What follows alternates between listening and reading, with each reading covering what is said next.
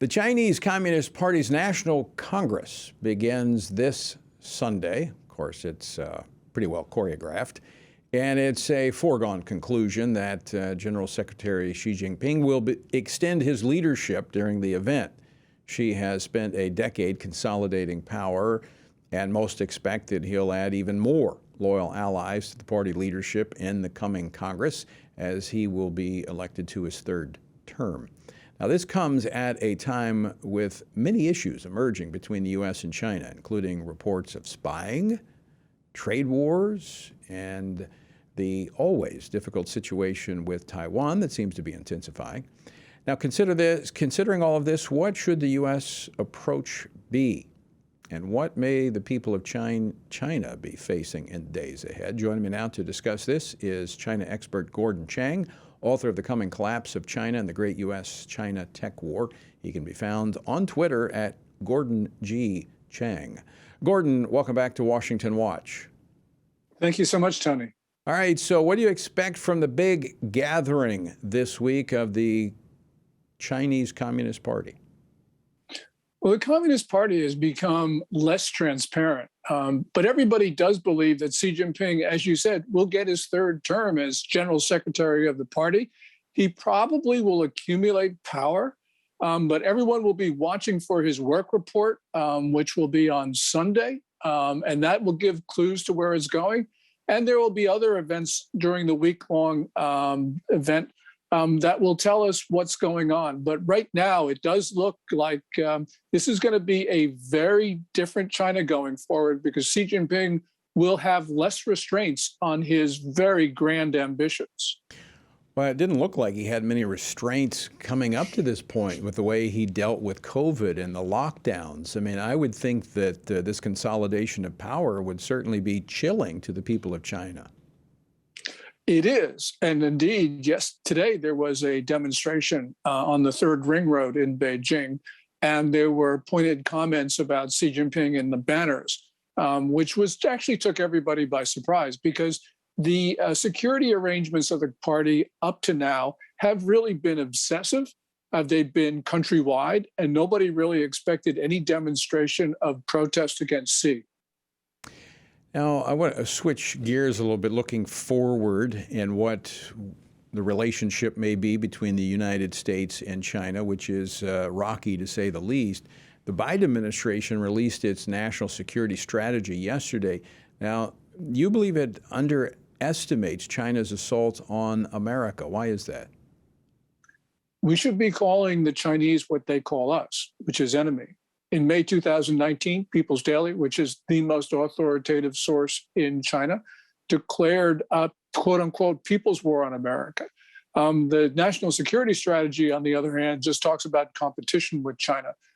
China intends more than just competition. It intends to take down the international system. It intends worldwide Chinese rule.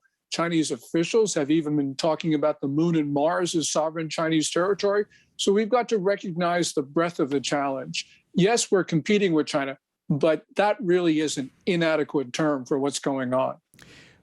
China is one of the biggest backers of Russia, and they're not backing off despite the fact that Russia's and Putin are getting their tail whooped. But it appears that China is actually playing this pretty smart, because while the United States is putting billions into Ukraine to fight Russia, they're putting billions into their war machine. Well, they are. And the one thing about the Biden administration is that it warns China about supporting the Ukraine war effort of Russia, but it doesn't impose costs for doing it. We know that China is not only with its elevated commodity purchases effectively financing the war, but it's opening up its financial system to sanctioned Russian institutions. China is providing military assistance to the Russians, and that is supposedly a red line, but the Biden administration is not doing anything about it. And so China right now is get the best of both possible worlds, gets cheap commodities from Russia, and it doesn't really suffer that much in the way of costs from the Ukraine effort from the United States. Yeah, you mentioned getting the cheap commodities because competition's not there. No one else is able to buy those Russian commodities because of the sanctions, and so they're the only ones there, and they're obviously fueling Russia with funds, but they're benefiting from this.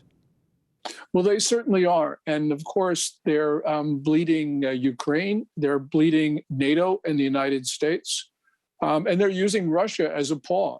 So we know that the Chinese actually green-lighted the invasion of Ukraine. That occurred on February 4th when Vladimir Putin was in Beijing. They issued their 5,300-word statement, which declared their no limits partnership. And no limits basically means no limits. So what does this tell us, Gordon Chang, going forward about Taiwan? You know, China has been doing some saber rattling. The United States, kind of showing actually somewhat of a schizophrenic approach. The president says one thing, his administration walks it back. Do you expect anything to happen after this election to a historic third term? Xi Jinping has been rattling the sabers. And so with a consolidation of power, we've got to be concerned. We know one thing, Tony, and that is China has not only engaged in the fastest military buildup since the Second World War, it's also mobilizing Chinese civilian society for battle. And that's a really bad sign because that's an indication that China could very well do something which we now think is unthinkable, and that is to invade Taiwan. Matter of fact, if you go back to the beginning of February this year, everyone was saying, oh no, the Russians are just saber rattling. They're not going to invade Ukraine. Right. Well, we see how that worked out. So we have to be concerned about Taiwan or India or Japan or the Philippines, the other victims of China. Well, actually, that goes all the way back to World War II as well, when Adolf Hitler was saying things about, no, he's not going to do that. He's not going to do that. Well, he did it. Gordon Chang, always great to talk with you. Thanks so much for joining us today. Thank you, Tony, and stay safe.